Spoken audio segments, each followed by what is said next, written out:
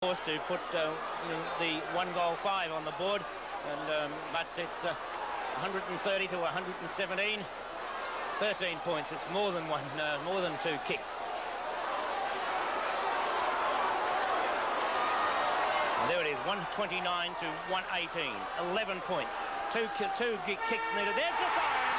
Fitzroy running out winners with Fitzroy 19-15, 129. Hawthorn 17-16,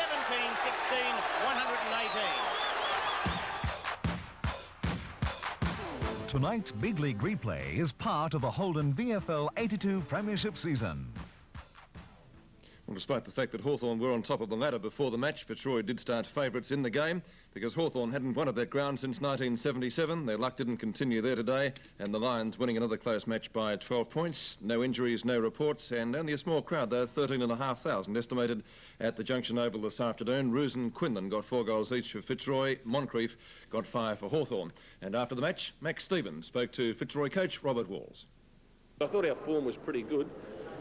And it was just a matter of, going on with the way we'd been approaching the game, but to cut out the silly errors. And we did that. And I thought the players, all of them, it wasn't until halfway through the last quarter that we used our interchange players. And that's something which doesn't happen very often. And the reason that it didn't happen was because the 18 players out there were putting in such a good performance. A few good snaps by Bernie Quinlan when you really needed goals. Yes, well, that's experience and ability, and he certainly got both.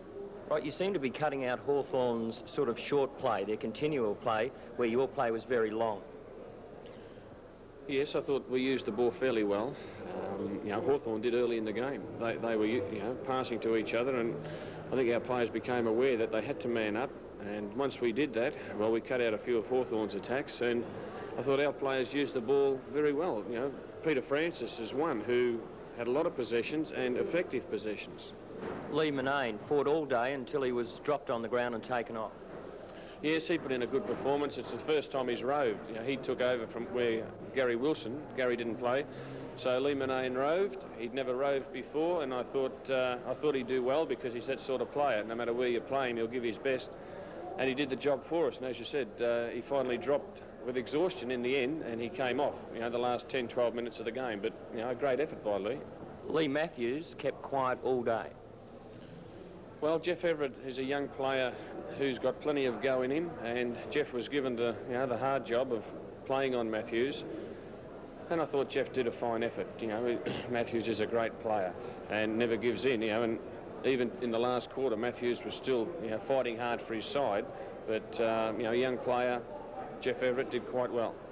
Well, Robbie, you must be very happy with yourself knocking off the team on top of the ladder. Congratulations and the best for the weeks to come. Thanks.